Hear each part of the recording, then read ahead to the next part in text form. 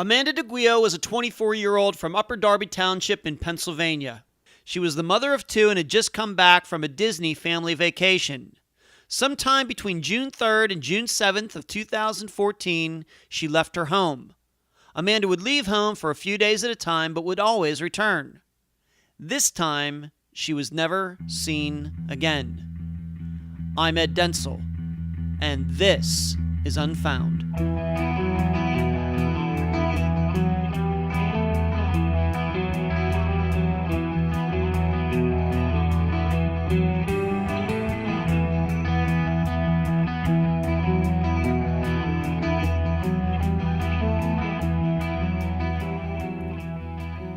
If you're a member of the Unfound podcast discussion group on Facebook, you already know today's episode is going to be a little different.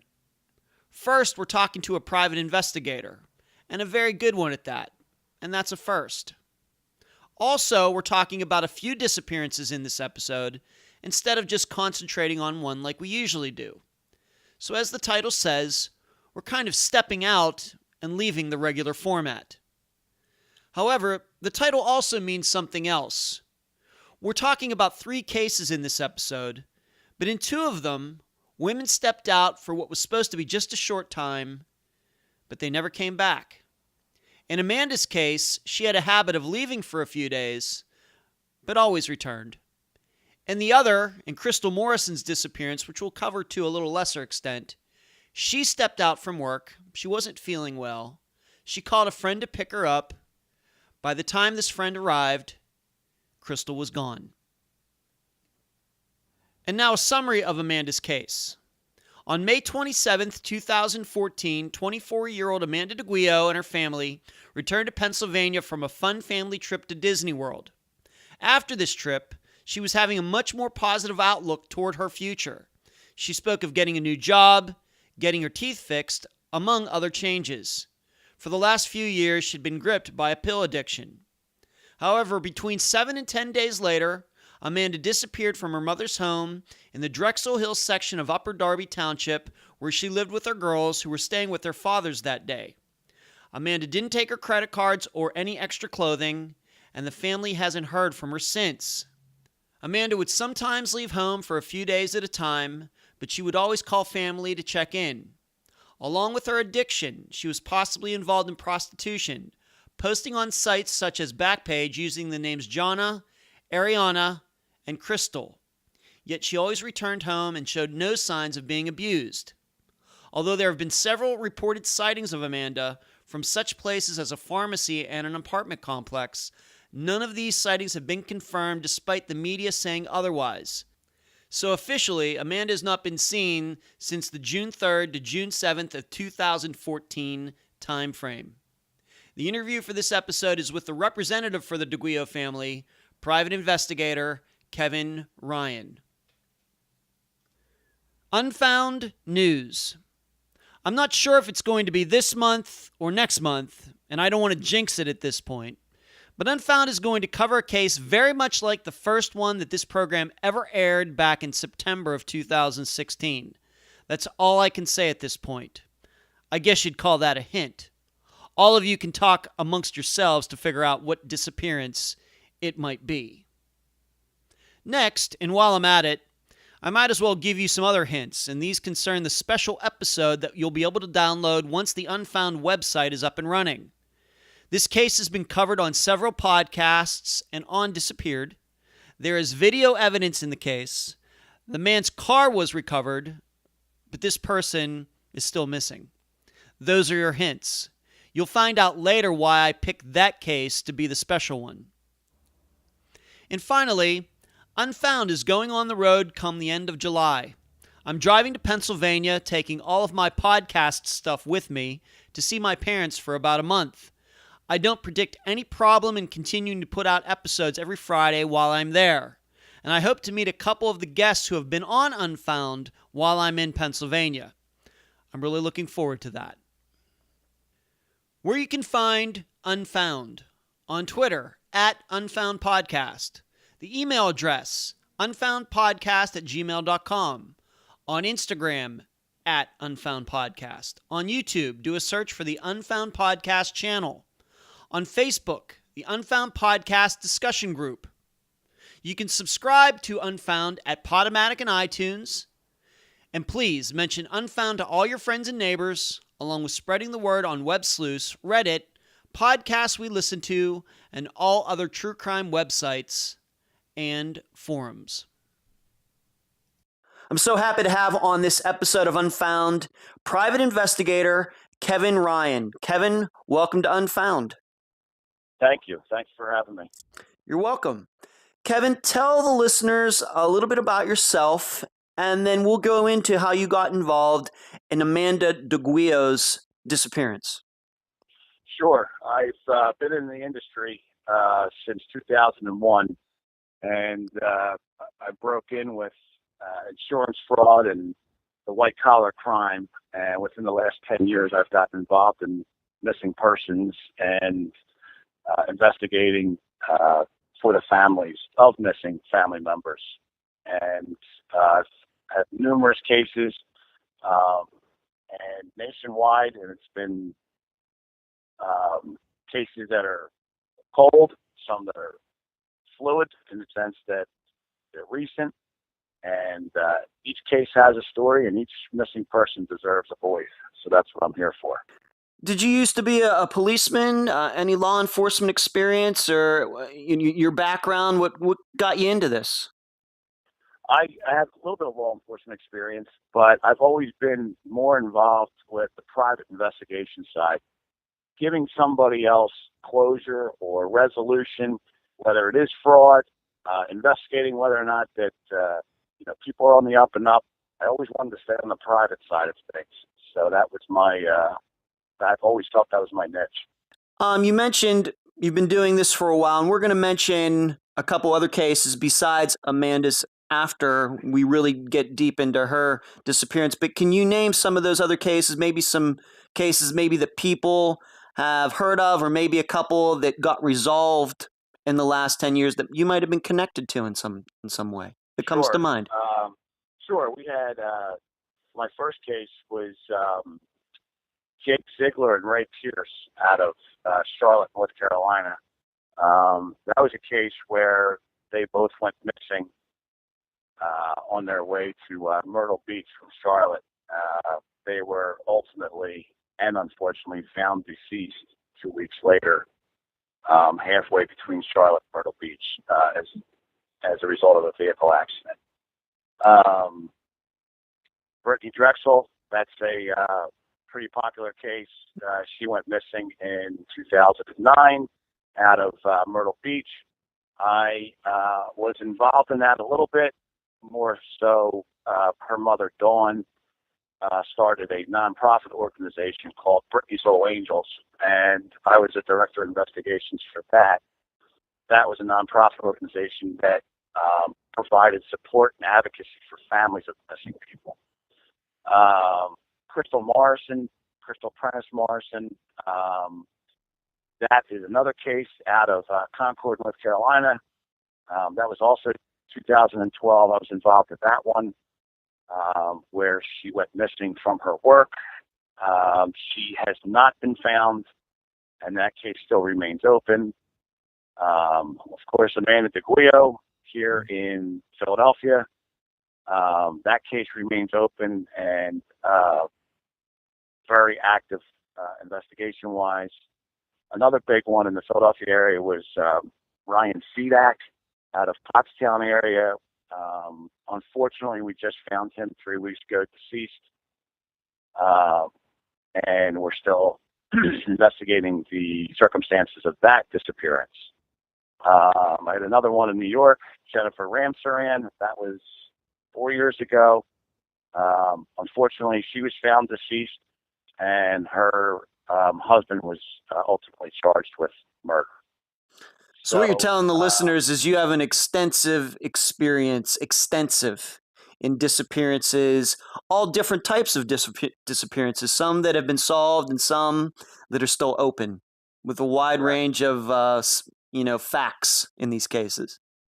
Yeah, and for me, it's all about the families. It's providing a service to the families that they normally would not be able to receive from law enforcement. because law enforcement has other cases on their dockets, obviously, whereas I can dedicate my team, my investigators who are trained, to the families themselves in a professional and personal manner. And the best part about our services is we do not charge for our services. Everything we do is pro bono. And that is one thing that the families can rest assured that they will be taken care of no matter what. Great. Thank you for that. Let's move to Amanda DeGuio's disappearance. How did you get involved in that case? And then we'll go into some of the facts. Sure. Amanda DeGuio went missing in June of 2014. I got involved in April of 2015. Her father called me and asked me if I would be able to lend assistance to the family in her disappearance. So he called me, we met, and then we discussed the facts of the case at that point. What would you say the state of the investigation was in? So you came in approximately, not quite a year later. What would you say the state of the investigation was in at that point? With the state of the investigation, we were on our second detective with the law enforcement agency, and I met with him. We were interviewing people. We combined an investigation together. I on the private side, him on the law enforcement side, and we kept each other in the loop with what we were doing. Ultimately, as a missing person investigator, you want to establish that bond with the law enforcement agency so that information can be shared and knowledge is known throughout the investigation. At that point in time, we had not had a credible sighting of her since pretty much she went missing. There had been sightings, but nothing added up to this is definitely where Amanda is, this is definitely where Amanda was. And the only time you can ever get a credible sighting that I believe is on a camera. Everything else is just hearsay. To me, yes. Maybe And not everybody else, but I want to know 100% that this was Amanda or that this is the missing person. because it does seem like I've been doing this for about 10 months. Once in a while, you do have people who seems like they want to, as witnesses, infuse themselves into the story, saying that they saw this missing person somewhere. Then you go there and, like you say, see a videotape, and there's no record of that person ever being there. I'm amazed how much that happens. Right. So what you have, Ed, is you have people out there that want to be a hero. There's never one hero in bringing a missing person home because it's a collaborative effort. And a lot of times, I always say it takes good old-fashioned police work, and that's hitting pounding the pavements, boots on the ground, interviewing, things of that nature. Well, you can't just put one investigator on these missing person cases, but there's always one or two people that want to be that hero. And that's what makes things difficult because they always have what we call self-gain in that. And it doesn't work. It just throws us off in different directions. So we kind of filter the information that comes in and decipher what we're going to use and what we're going to prioritize in our investigation. So what did you learn when you got involved? What did you hear about what was going on in Amanda's life when she disappeared? Who was she, and what was going on around the time that she disappeared, and specifically that day she disappeared? I know that there's still some uncertainties about when she actually disappeared, at what time, and all that. What can you tell the listeners about all of that? So Amanda was the mother of two children, two little girls, beautiful girls, and Amanda just pretty much disappeared one day. She left her house, and we're not sure if she was picked up, if she was abducted, if she walked away. We're not sure what happened, but we do know the obvious: she hasn't returned. So trying to build a profile on Amanda and what she was doing during that time has been difficult, but in the same sense has helped us with where we think her mind was at that point in time. So putting together a profile on a missing person is very, very important. Putting together their last known whereabouts and their attitude and their demeanor and who they were with and what they were doing pretty much will tell what went on in those final days before they went missing. She was, from what I've read, and we the listeners should know that Kevin and I had a prior conversation just as to what we were going to talk about. She had just gone on a vacation with her family, had come back, but she had been, I think, a recovering drug addict. Had some issues here, but her family was under the impression that she had beaten those demons. But maybe you think maybe that wasn't so. And I'm also wondering, that day that she disappeared, was she home by herself, or was she with her kids, or did she just kind of like what they thought she was coming back and didn't, or what? What can you tell us about that?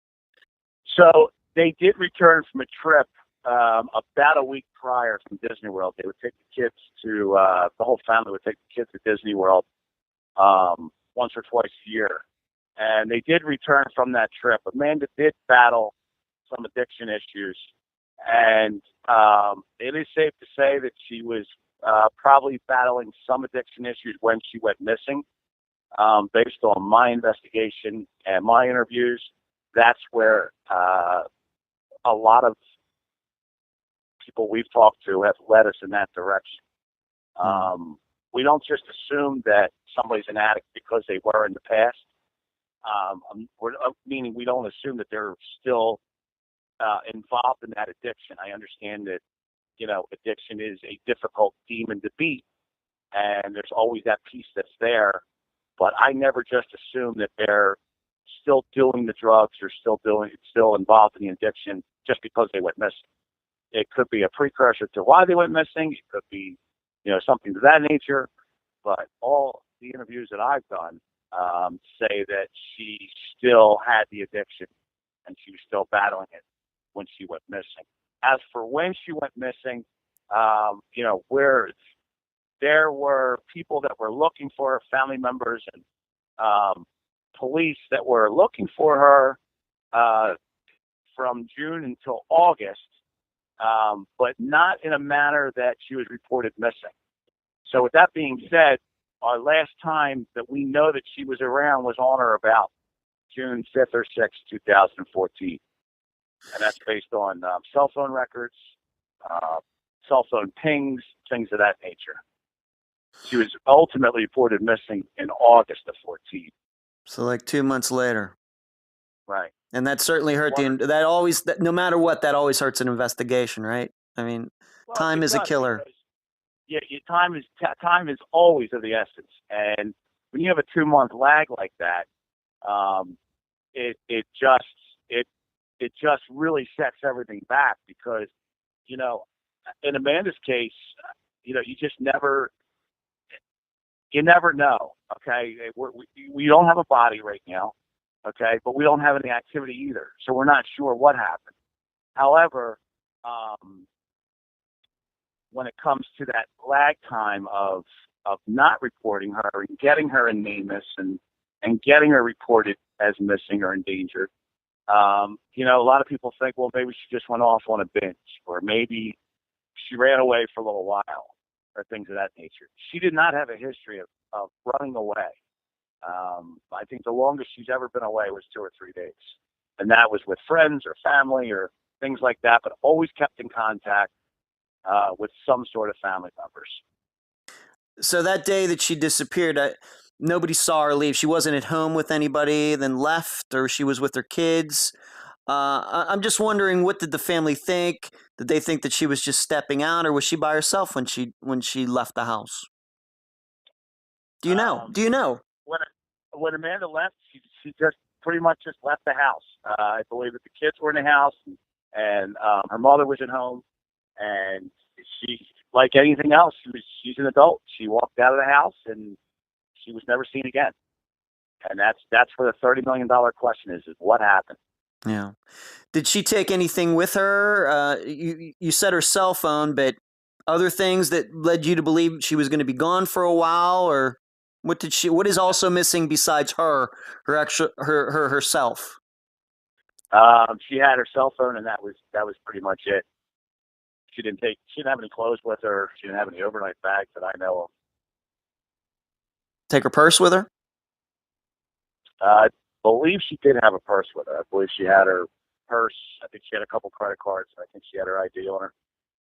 Now, what motivated the DeGuio family to get you involved with this approximately, a year later, something like that? And what did you do, first of all, when you got involved? So when I get involved in cases, it's just like any other case. Amanda's being the same. It's just an extra set of eyes. It's an extra set of eyes on the case. It has nothing to do with somebody not doing their job or doing their job too much or focusing in on one area. It's an extra set of eyes on the case to shed light on what could have happened in response to a family member's request. When I first got called, I met with Amanda's biological father. Amanda's parents are divorced, and I met with Amanda's father. We went over the circumstances of the case, everything that he knew about it, leading up to my entrance and subsequent involvement. We talked about the type of person that she is. We talked about the type of person she was before she went missing. Talked about how much she loved her children, how much she loved taking them to Walt Disney World, her as a student, even in grade school, going to high school. She was a very popular person. And in missing person cases, that there's always 1% of missing people that go missing that are loners, and she did not fit in that percentile. She was a very popular person, as I said before. She had a lot of friends, her Facebook page, a lot of followers, a lot of.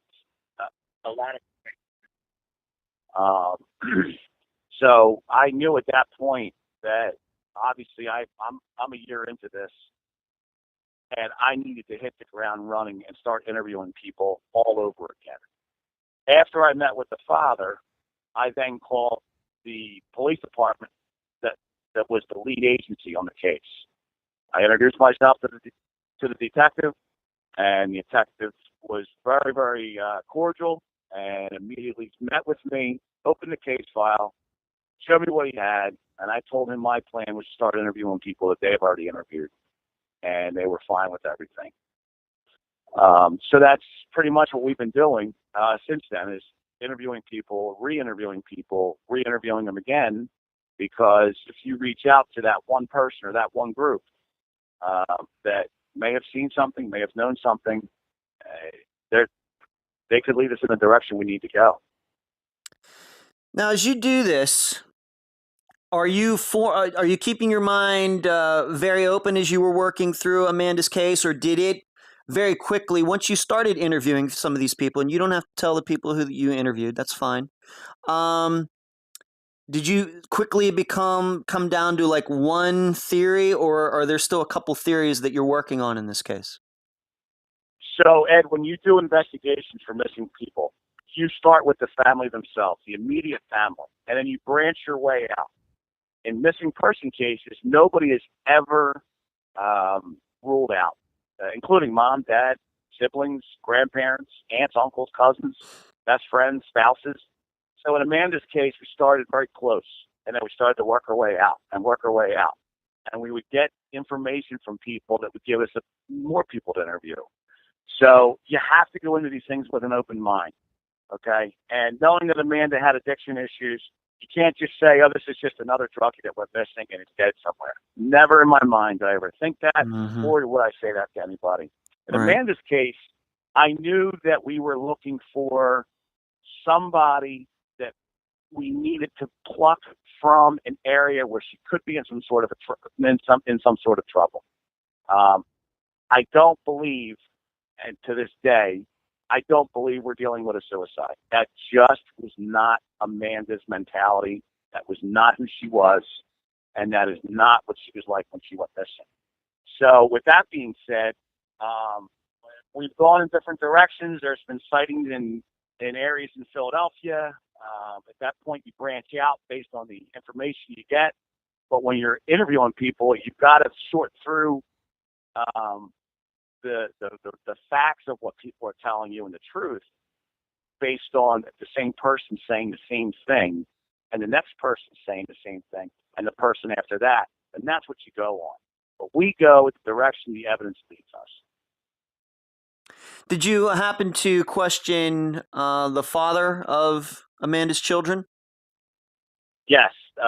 Amanda has two children, as I stated before, and two different fathers. Both of those fathers have been questioned. And like I said, nobody's ever ruled out. And that includes them, that includes her family, that includes everybody. Now, this is an area where she disappeared that you're kind of familiar with it, aren't you, personally? I am. So the area she disappeared from was Upper Darby, Pennsylvania. It's a middle-class area. Blue-collar working people there in that area. It's about a couple miles just outside of West Philadelphia. And based on investigation and interviewing, it's taken us to the Kensington section of Philadelphia, which is not a nice area. There's a lot of drugs, a lot of prostitution, a lot of illicit activity going on, and that's where we've been focusing our attention, and not ruling out other places, but we've been focusing in on that area, that general area. Was that an area that, while Amanda was doing drugs, that she might frequent once in a while, or that would have been an area that she would have never come across in her life unless she was actually taken there, to your knowledge? That would have been an area where you would an addict would gravitate toward, in the sense that it's easy to get drugs in that area. It's easy to get whatever type of fix you need.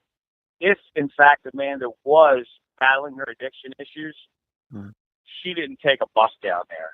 She was taken there. You don't just get off a bus and just start going places. You have to pretty much know the lay of the land. From what we gathered in interviewing people, I learned more about that area with this case than I did with any other case. And that's pretty much what we have been told. Now, if that's different, if Amanda's situation is different and she knew where she was going, that's news to us. But I can honestly say, talking to her family, that she pretty much hung out in that Upper Darby area.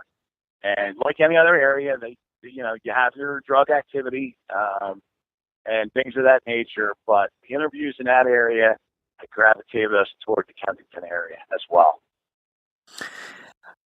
Now, in this case, sex trafficking has also come up. And that's something that you are very knowledgeable on. What can you tell the listeners about that, how that all works, and how that might be related to Amanda's case? So the sex trafficking is a big organization, and it's not just in the United States; it's all over the world. And in a situation like that, sex trafficking, you have organized and you have unorganized groups. There are organized groups in Philadelphia. There are unorganized groups in Philadelphia. A lot of the organized groups are in the Kensington section because that is a big prostitution and drug area. When a person is trafficked or they are led into this world, they're going to be quickly sent as far away as they can be from the area they are trafficked because of, obviously, law enforcement and media coverage. The black market, we call it, they can be sold for hundreds of thousands of dollars. That is a possibility in this case. That is a big possibility. It's not one that we've ever taken off the table. And it's one that we have looked at, but the more that time goes by and the more interviewing that we're doing, we don't believe that that's the direction we need to be going in. I don't want you to get into any specifics that could compromise the investigation, but in general, what would be those kinds of things that would lead you toward that and things that would lead you away from that? Because, I, of course, have been doing this program for about 10 months now, and there have been a couple cases where it is believed maybe this young woman got sex trafficked. The one that comes right off the top of my head is Jessie Foster, who disappeared in Las Vegas, and her mother is in Canada. She's a Canadian citizen fighting against human trafficking that goes on between Canada and the United States. But how would somebody from the outside maybe look at that and say, okay, this woman over here was probably sex trafficked, but this one who disappeared, but this other one over here, this was just a more of a, I guess you'd say, a regular abduction where rape and murder was just the motive. Is that something that you really have to dig deep into before you know? Yeah, you have to, because a lot of people think that when a 24-year-old girl goes missing, it's all of a sudden sex trafficking, and that's not the case. That's not always the case. Mm-hmm. And as an investigator, you need to dig into that theory, especially for the family, and more so for yourself in getting answers. When we look into the sex trafficking end of things, we look at the area that she was last seen in. We look at the people that she was last with, if we know that, and we look at the interviewing certain people that she's an acquaintance to, and who may or may not have told us where she was hanging out and what she was doing. So it's never 100% shot that this person was trafficked or whatever. So in Amanda's case, we know that she was last seen in Upper Darby. Well, that area, to my knowledge, today, there was no organized sex trafficking rings in that area. Now, that's not to say that an organized ring came driving through Philly like the circus and just started rounding people up, but it's just highly unlikely based on some interviews that, we do have people that said they were with her.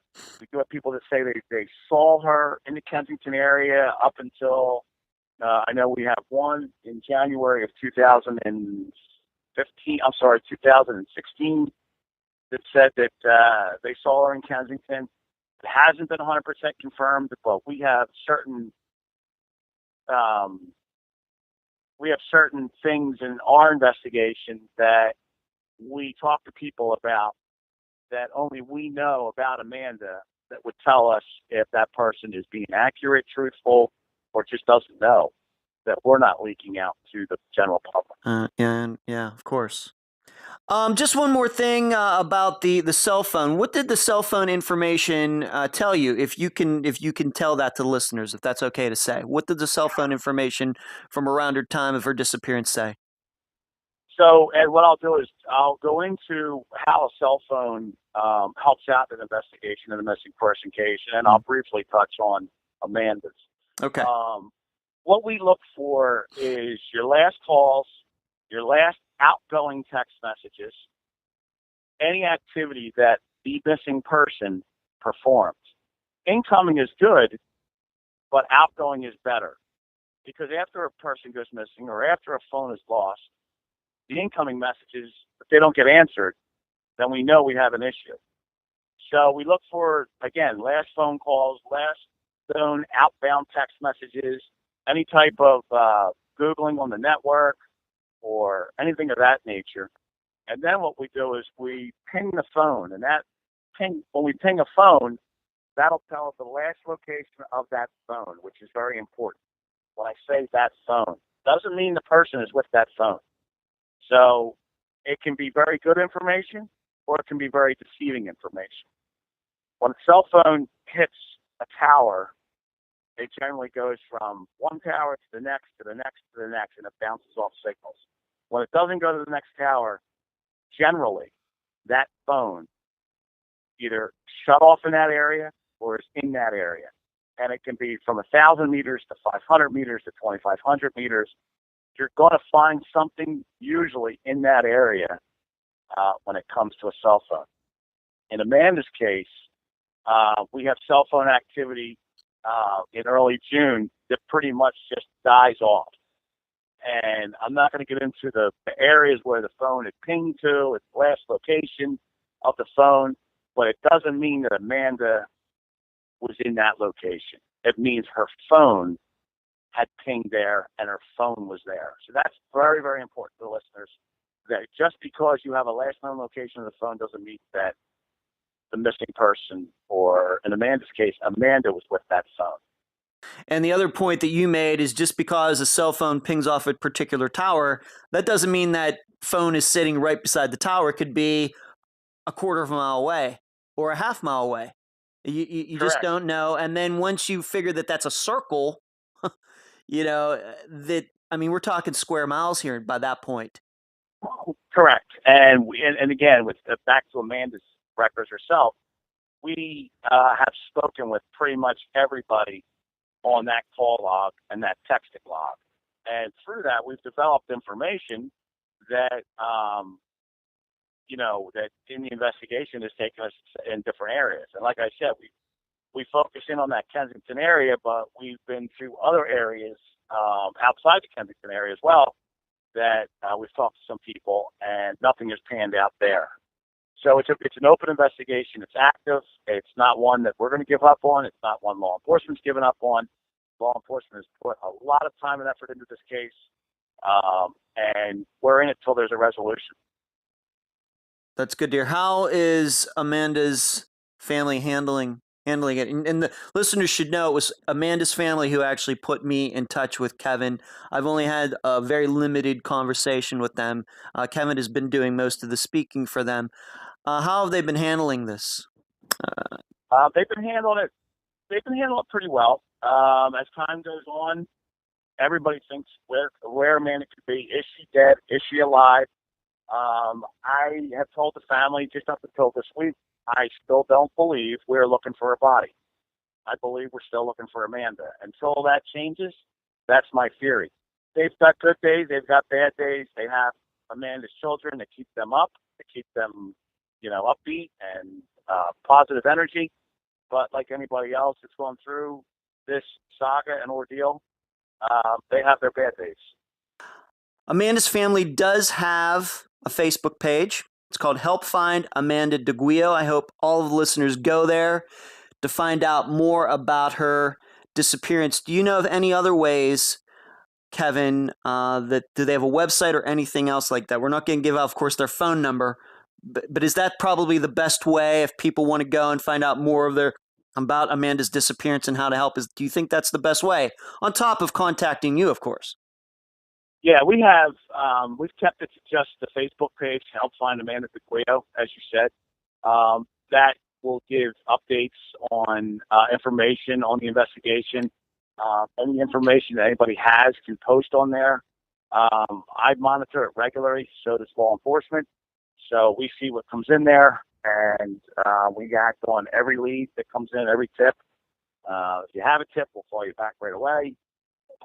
So that's one thing that you can definitely look at is the Help Find Amanda DeGuio page. Let's touch on quickly a couple other cases that you've been involved in. Very quickly, not as in depth as we went into Amanda's case, but one that I'm sure people know very, very well, and then another one, to my knowledge, they probably don't know very well. Let's talk about the well-known one first. Brittany Drexel. What can you tell the listeners about how you got involved and where the status of that case is right now? So Brittany Drexel's case, it's a sad case. Like I said earlier in this interview, was from 2009. She was on vacation in Myrtle Beach and, believed she was abducted and later killed. In that case, I did not get involved in the beginning. I was involved just in the last year or so.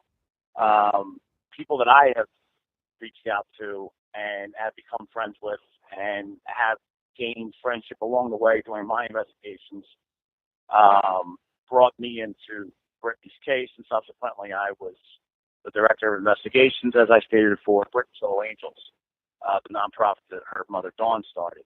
I didn't get too heavily involved in the case. Law enforcement and FBI are involved in that. And one thing that I wanted to state, when a private investigator gets involved in a case, if that case ever becomes criminal in nature, we then back out at the law enforcement side of it, and we stick to being an advocate for the family themselves. If you know who the law enforcement people are, or they feel comfortable with you, they may let you stay in to a certain level. So with Brittany's case being at a federal level and being with federal investigators, I did not get close to the guts of that investigation whatsoever. I pretty much stayed on the nonprofit end of that for that family. What was your impression in being involved? You aren't involved with it now, but while you were involved with it, what were your impressions of it? Do you think that's a case that's going to get solved? And what do you think about some of these suspects? Just once again, to your knowledge, I'm not asking you to, of course, divulge any secret information that you learned, while you were working on the case, or were you involved? What do you think about all that? Well, in all honesty, I think the family did more of an investigation on that case than law enforcement did. Um, Dawn is a she's very proactive. She's very headstrong when it comes to Brittany. As you can imagine, a mother-daughter bond is one that I would never go near and try to ever break or ever try to evaluate.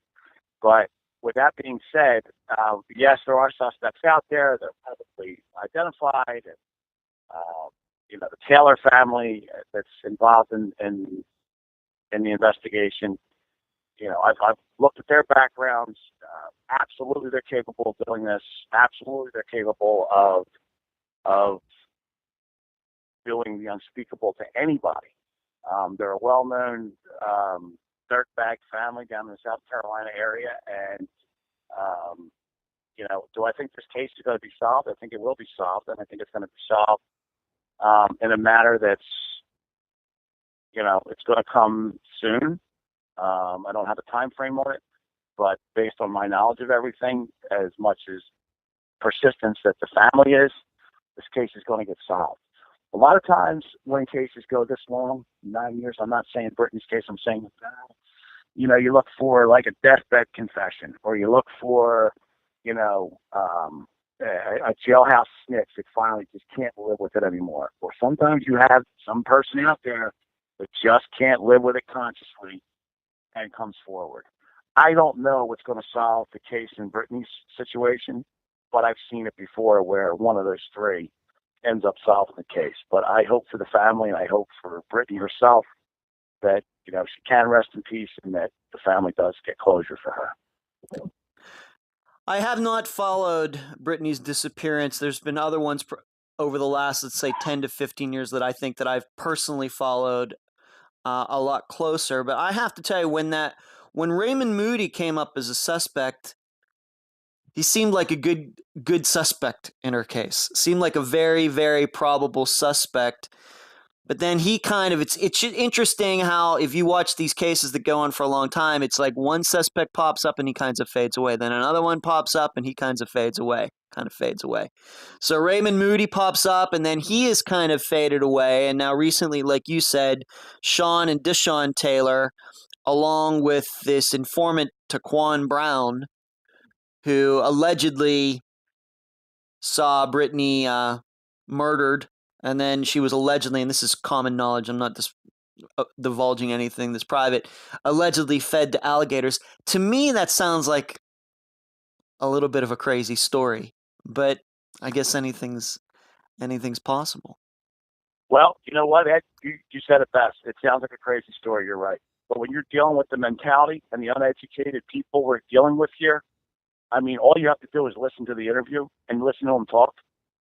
That's something that somebody would do because it's easy. There's no organization involved in this, and that's what you deal with when you look at when we conduct interviews. We look at people, we look at their body language, we look at what they're doing, and we can easily say this person's not educated. This person had a rough life. This person, was abused, or whatever the case may be. There's no excuse to go out and do the unthinkable. So in this particular situation, with the interview with Sean Taylor, that you could just tell right there that you're dealing with a non-educated person that very well could have thrown a body into an alligator pit, because that's as easy as the mentality you would think of. And you would know more about that than I would, because you've dealt with these people over the years. I'm a reporter. You're actually a person.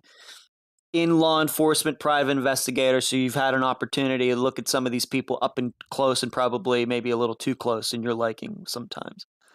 Absolutely. And in this particular case, I did not meet with him, see him, talk to him. Mm-hmm. I've watched the interviews a few times, and I always look to see body language and things of that nature. And I think more what type of attorney would turn around and represent somebody like this.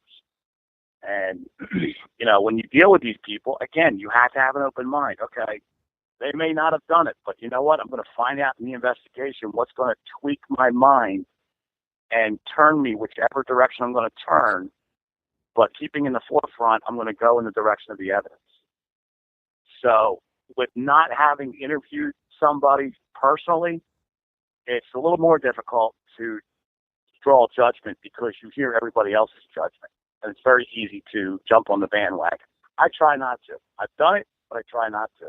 I like to do everything personally, like firsthand knowledge, and that's the results I deliver to my families. Firsthand knowledge.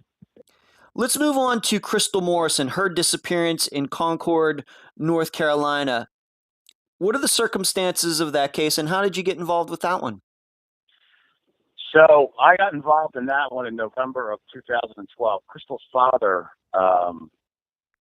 was given my name by, as I stated earlier in the interview, Jake Ziegler's mother.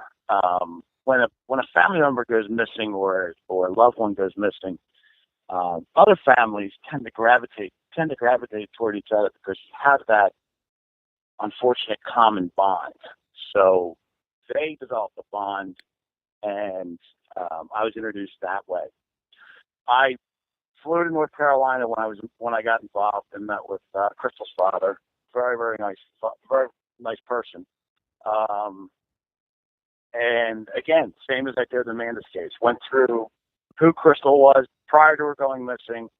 A son at the time was, I believe, 8 years old when she went missing. Again, just tried to, recount, restep what was going on at that point and what could have happened, what may have happened. And what did happen on the day of her disappearance? She went to work and... So Crystal she was off, I believe, the 2 days prior. She was out sick 2 days prior. And she had to go to work on that third day because she would have needed a doctor's note to be out of work. She arrived around the noon hour, and shortly thereafter wasn't feeling well. And she called a friend of the family to come pick her up. And the friend of the family had arrived at her work approximately 25 to 30 minutes later, and Crystal had already left. And talking to her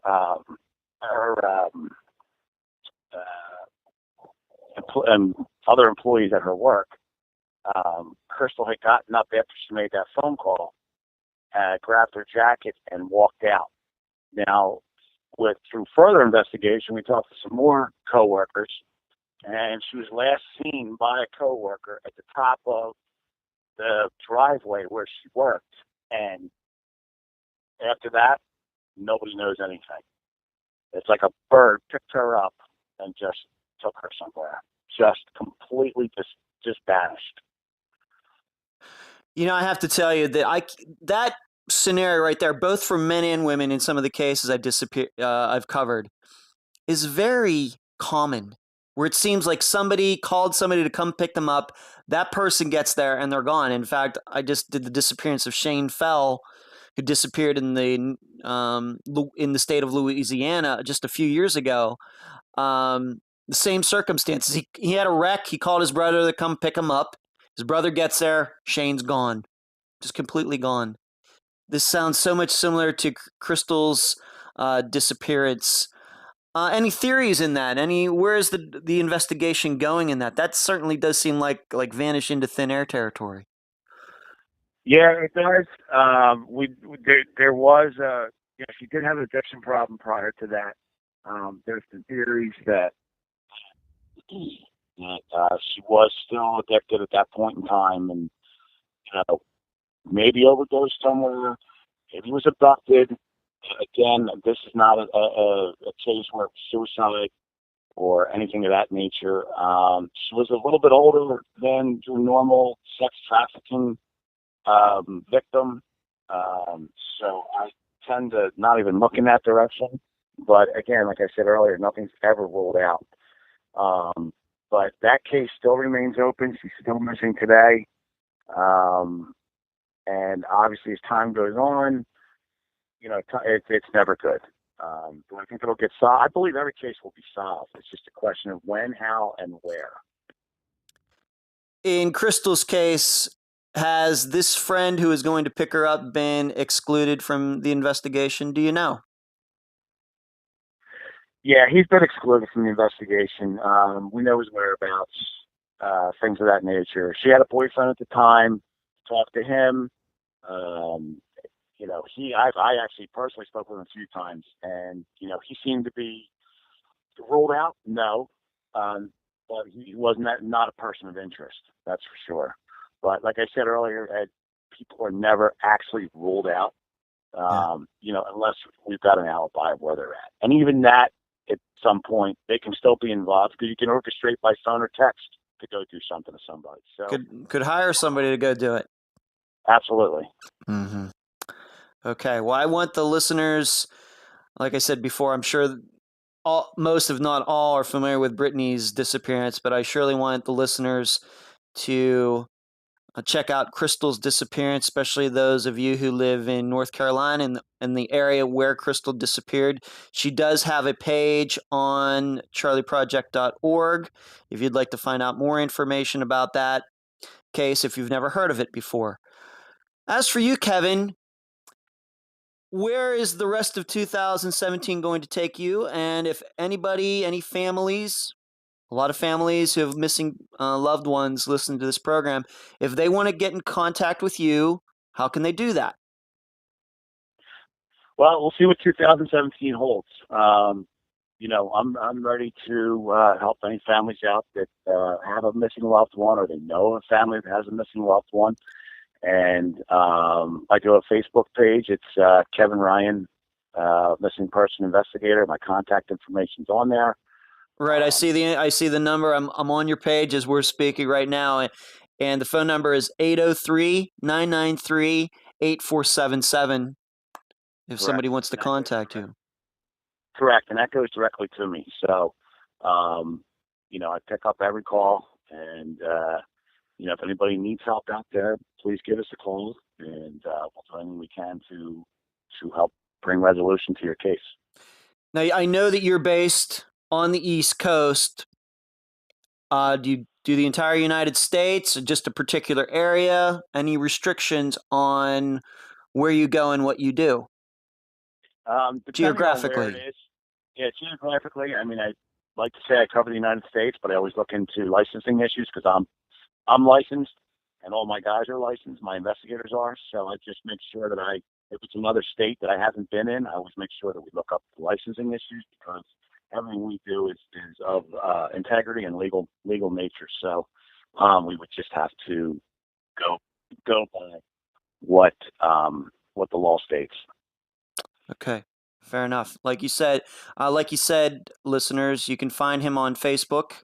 He has a Facebook page, Kevin Ryan, Missing Person Investigator. The phone number is 803-993-8477. Kevin, any last words before we finish this interview? No, I appreciate you having me on today, and hopefully we can bring awareness to the missing, and bring some more people home. It's always a good feeling for the families and for us as investigators. You're welcome. And I hope you'll keep me updated on Amanda's case. If there is any breaking news or any new developments, please let me know. I'll pass it along to the listeners, whether on the Unfound discussion group page or in the next episode that I'm going to do, which comes out every Friday. I hope you'll keep me posted on Amanda's case. I sure will. Okay. I sure will, Ed. Great. Thank you. And thank you for being on this episode of Unfound. Thanks again for having me. You're welcome. And that was my interview with Kevin Ryan, private investigator and representative for the DeGuio family. I thank him for being on the program, and I thank him for offering his opinions on the cases of Brittany Drexel and Crystal Morrison as well.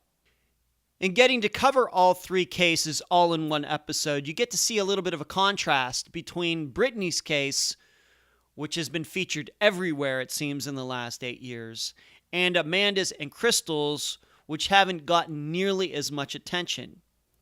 And the reason for this is simple. There's just not as much information out there about Amanda's and Crystal's disappearances. There's no videotapes. There's no suspects.